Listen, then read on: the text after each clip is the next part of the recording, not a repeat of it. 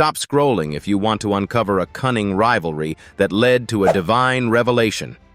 Let me take you on a journey, back to the land of Canaan, where the sun cast long shadows over the dusty hills and whispers of ancient stories filled the air. This tale revolves around Jacob, a man whose birthright and blessings were wrapped in layers of wit and deception. But who exactly was Jacob? Jacob was one of the twin sons of Isaac and Rebekah. However, his story was far from ordinary. From his very birth, he grasped at his brother Esau's heel, foreshadowing a lifelong competition for the family birthright. Therefore, as they grew, Jacob developed a reputation for his cleverness and cunning.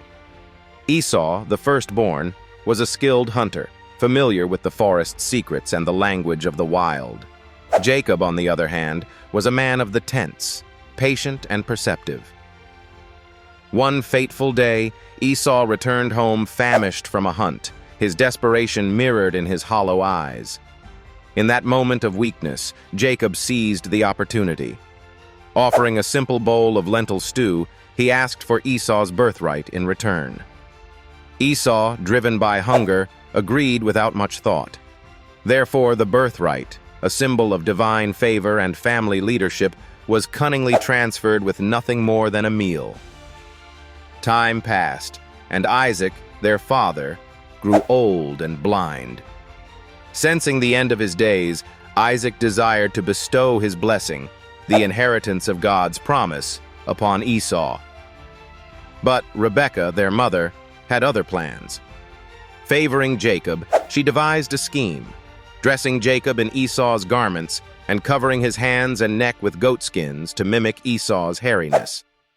Thus disguised, Jacob approached Isaac with a stew, deceiving his father into giving him the blessing meant for Esau. However, when the truth unraveled, Esau was furious and swore to kill Jacob. Driven by fear, and upon Rebekah's urging, Jacob fled to Haran, his mother's homeland, to escape Esau's wrath and to seek refuge with his uncle Laban. Yet this was not simply an act of running away from trouble. It would become a journey of transformation. On his way to Haran, the sun set and the stars dauntlessly pierced through the night sky. Jacob chose a spot to rest his weary head, placing a smooth stone beneath it as a pillow. As he drifted into sleep, a dream unfolded, a dream that became the most pivotal moment in his life. In that vision, a magnificent ladder emerged from the earth, stretching to the heavens, with angels ascending and descending its rungs. Atop the ladder stood the Lord, who spoke to Jacob, reaffirming the covenant made with Abraham and promising him land, numerous offspring, and divine protection. Awake, Jacob named the place Bethel, recognizing it as the house of God, the very gate of heaven. This divine encounter was a turning point, a transformative moment in his tumultuous journey. It wasn't just a ladder Jacob dreamed of, it was a connection, a bridge between his flawed human nature and the divine purpose appointed to him. Jacob would go on to meet Rachel, the love of his life, and work long years for her hand in marriage. He'd face challenges with Laban, his uncle, proving that even cunning can come full circle. Yet throughout these trials, the dream continued to guide him, reminding him of divine promises and protection. Years passed, and eventually, confronting the inevitable, Jacob returned home to face Esau. Laden with doubt and fear, he approached cautiously, but Esau welcomed him with open arms, embracing his brother in a moment of profound reconciliation.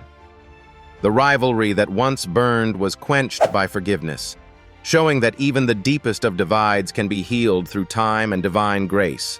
Thus, Jacob's story is not just one of deception and rivalry. It is a story of transformation, of dreams that intertwine human aspirations with divine purpose. It's a testament to change and reconciliation, urging us to see beyond immediate setbacks and embrace a broader vision for our future.